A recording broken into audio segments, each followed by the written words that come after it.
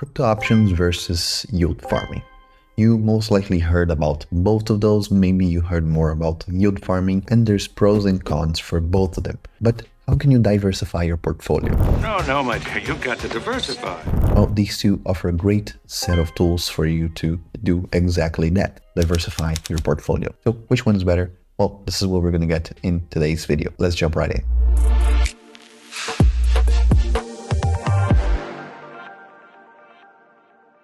So crypto options, if you're not familiarized, they are essentially the same thing that stock options do. They just have a different underlying asset, which is cryptocurrency.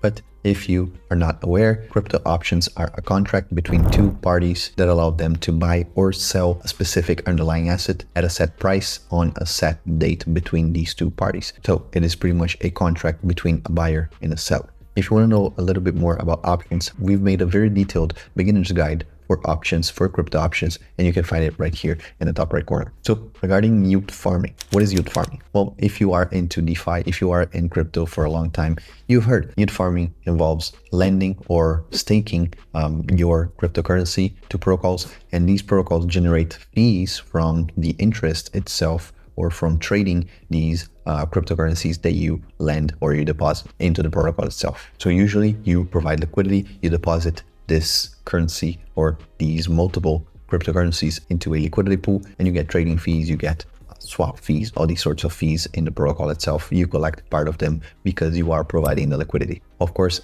there are multiple ways where you can provide liquidity. You have Uniswap v3, you have concentrated liquidity, you have AMMs. There's tons of ways that you can provide liquidity. We're not going to be specifying which one makes more money than the other, which one is simpler or faster or better. No, yield farming in general is the same concept. The application of yield farming can change a little bit, but this is not what we're going to be covering in today's video. So what are the potential returns from both parties? Well, if you know about options, you know that they can have huge returns. They can have astoundingly high returns for specific options. If we go to BitOpX right now, you can see that for the 12th of April, so next Friday, as I'm recording this, you can have a 5,424% ROI on a specific position. Of course, this needs to go in your favor, but you can already know before you enter the return, the maximum profit that you're going to be making from a specific option. And this is amazing. Also, we go down a little bit more. We have a 1,700. We also have more passive, like 2 and 3% options. You can see how different the return it can be for options. For yield farming, it also can be very volatile. These numbers can vary from 4% on Lido to 1,000% if you're talking yield farming meme coins.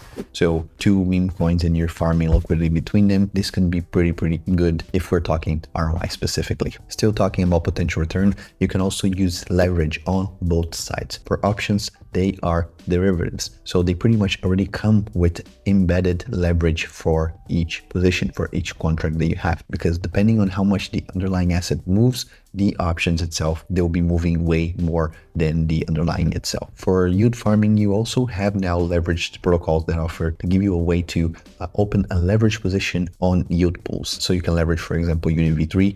You can go, instead of having a base wrap Bitcoin 7%, you can boost that by 10x and go to 70%.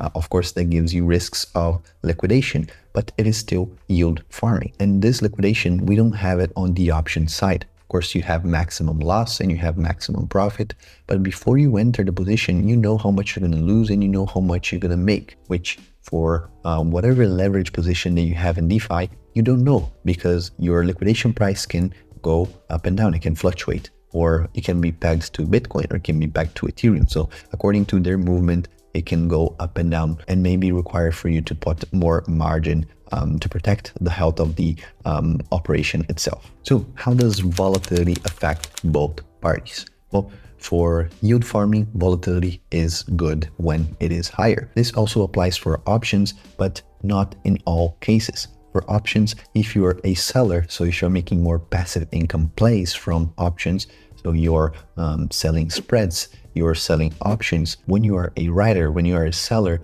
you want to sell high IV. So you want to sell IV at the top and want IV to drop in value. So you want IV. Right now, IV is at around 76%, 75% for Bitcoin. You want to sell at 75 and want it by expiration to be closer to 60, 50. So you expect no more movement from the market. But again, if you are doing the opposite, if you're a speculator, you want to buy low IV and want it to go up. What about advanced strategies? Well, for options, as we know, you have spreads, you have multi-legged strategies. Spreads are just 2 legs. You also have 4 legs. You have sometimes even 5, 6. More advanced people use a combination of multiple strategies together to create kind of a Megazord looking strategy. So just putting a bunch of strategies together to create the best strategies for them, but usually stays between 2 to 4 legs. So there's a lot of versatility for sideways market, maybe a bullish market, maybe a bearish market, or you're just betting into longer distance. You can do a lot with options. You can be very modular regarding what you want to do. What is the purpose itself of that strategy that you open? Now, for yield farming, the most advanced strategy that you can do is to beforehand understand the risks of impermanent loss and focus your capital into a pool rather than another pool. So going for a stablecoin pair or maybe a pair of tokens that fluctuate together or they are a wrapped version of each other. For example, ETH and ETH Plus or ETH and RETH. RETH is going to mirror what ETH does and ETH Plus is going to mirror what ETH does. These versions of Ethereum itself, you can do pools that are these 2 tokens, meaning that there's not going to be divergence in price, meaning no impermanent loss. What about market condition, market predictions, and external forces? Well, for options, again, you have the modularity, but let's say you are stuck into one position. So the market sentiment does affect your position. If it goes against you, you can lose a lot of money. But this also applies for yield farming. Yield farming usually would like to have sideways market or a good market. Yield farming does not thrive into a bear market at all. You have a lot of impermanent loss, you have a lot of risks of liquidity, a lot of risks of contract itself being hacked, exploited, these sorts of things. And also on a bear market, it's going to dry out. So a lot of people is going to migrate, is going to move from, remove their funds from the liquidity pool, which could mean more funds for you, more fees for you. But on the other hand, could be that this pool is going to become obsolete. No one's going to trade these tokens anymore. The hype behind these tokens that you are providing liquidity to, they kind of go away. So yes, yield farming does require a more hyped up market than options. So in conclusion, one does not better the other. Of course, I'm biased and I say that with options you can make a whole lot more money, but I do agree that with yield farming you have that stability. But again, that stability can come with options as well. For example, for BTOPX here, you can go to the strategy following. Right now we only have one, but we're going to be launching more of these soon, and they're pretty much a way for you to passively deposit into the strategy, and it's going to copy trade the trader itself. Or you can go to the income products, and here you pretty much have passive income strategies. If you don't know what I'm talking about, the video is going to be right here at the top right corner where you can understand a little bit more about these products here. But they are a way for you to make recurring weekly income, just like you would with depositing on yield farming strategy. We have to admit that with yield farming, it is way more practical, especially if you are on a concentrated liquidity pool. You just deposit, select the range, and you don't touch it anymore. For options, you do require weekly maintenance or maybe monthly for doing monthly options. But at the end of the day, when you get better at doing things, you're most likely looking at maybe 10 to 15, maybe half an hour of a day for you to open this position. And that's just once a week or once a month whenever you're opening these positions.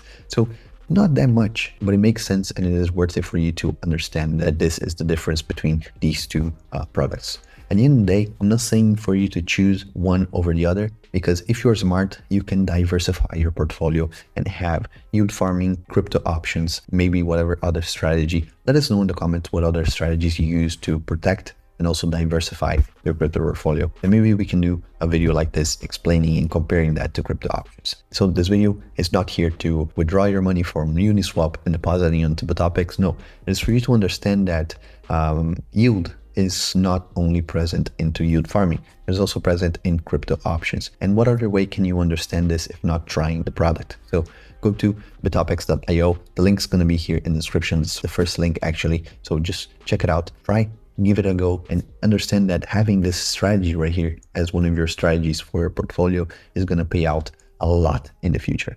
So I hope you enjoyed. I hope this was an insightful video. And if you did, don't forget to like, subscribe, and turn on notifications so you don't miss these next videos. And I hope I'll catch you guys in the next one. Peace out.